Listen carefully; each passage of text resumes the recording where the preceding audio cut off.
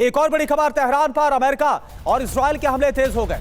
हमले की नई लहर में भारी तबाही मची है। देर रात तेहरान में जोरदार बमबारी, धमाके और धुएं की चपेट में तेहरान, कई इमारतों को भारी नुकसान की खबर। ये देखिए।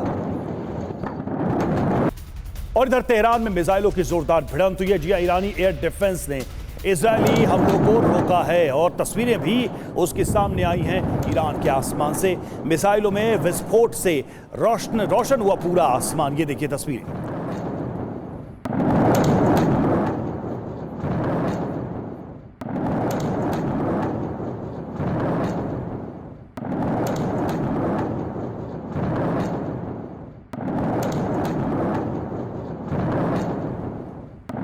और एक और बड़ी खबर, इजरायल और सऊदी अरब पर ईरान के हमले तेज हो गए। इजरायल एरोस्पेस इंडस्ट्रीज की बिल्डिंग पर ड्रोन से अटैक किया गया। सऊदी अरब के प्रिंस सुल्तान एयरबेस पर भी हमला किया गया। IRGC ने हमले का दावा किया। ये देखिए।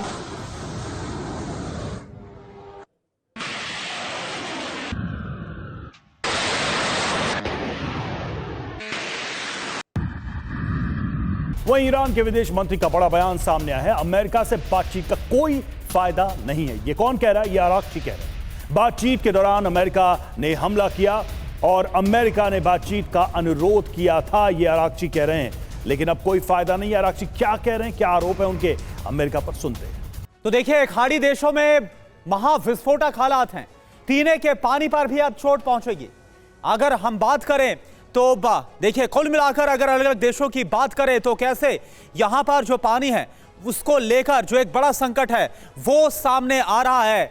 अगर हम देखें डिस्टिलेशन प्लांट की अगर बात करें तो यहां पर कुवैत में है 90%, ओमान में है 86%, इजराइल पर है 75% और सऊदी अरब में 70%। ये एक बड़ा संकट है और यह भी कहा जा रहा है कि पहले जो हमने देखा कि तेल और इसके बाद गैस और इसके बाद अब पानी पर भी बड़ी चोट। बहरीन में 60% और कतर में 50% और UAE में 42%। यानी कि इससे खाड़ी के देशों में एक बड़ा महासंकट पानी का खड़ा होता हुआ नजर आएगा। बहरीन में 60%। अब बड़ी बात अगर हम करें तो ईरान के पास पानी के ज्यादा साधन है, यह इस वक्त देखने को मिल रहा है। इसके अलावा झरने, नदियां और बारिश एक अहम सोर्स है। इसके साथ ही साथ ट्रंप की चेतावनी के बाद अरब देशों पर एक बड़ा जो खतरा है वो बन गया है। हमलों के जवाब में डिसलिनेशन जो प्लांट्स है वहां पर अटैक ईरान की तरफ से किया जाएगा और इससे पानी का संकट आएगा। ईरान के हमलों से मिडिल ईस्ट में होगा पानी का संकट, पानी की समस्या यहां पर गहरा जाएगी। तो ये बड़ी बात नजर आ रही। कर्नल अनुराग सर, एक बात मुझे बताइए कि पहले हमने देखा, ऐसा लग रहा है कि एक एक करके सभी पर संकट आ रहा है।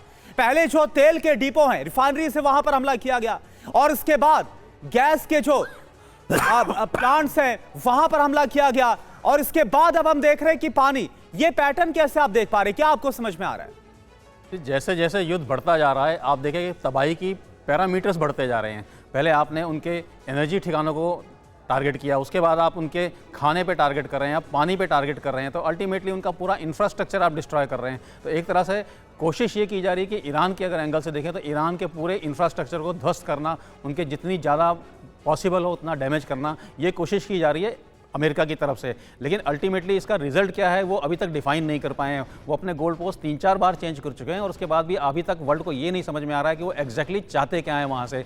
ईरान की रिजीम को चेंज करना चाहते हैं, ईरान को डिफीट करना चाहते हैं, क्या चाहते हैं वो एग्जैक्टली समझ नहीं आया है और वो धीरे धीरे फंसते जा रहे हैं। और उनके इस कार्रवाई की वजह से पूरे मिडिल ईस्ट के अंदर एक क्राइसिस आ गया है जो कि उनके पड़ोसी देशों को भी भुगतना पड़ रहा है। आज मिडिल ईस्ट की जितनी भी और कंट्रीज़ हैं उनको भी सेम तरह की सिचुएशन आ गई है जहाँ पे उनके डिसैलिनेशन प्लांट के ऊपर भी हमला हो रहा है, उनके रक्षा ठिकानों पर भी हमला हो रहा है। तो डेफिनेटली ये एस्केलेट होता नजर आ रहा है, वैसा कोई अंत आता नजर नहीं आ रहा अभी।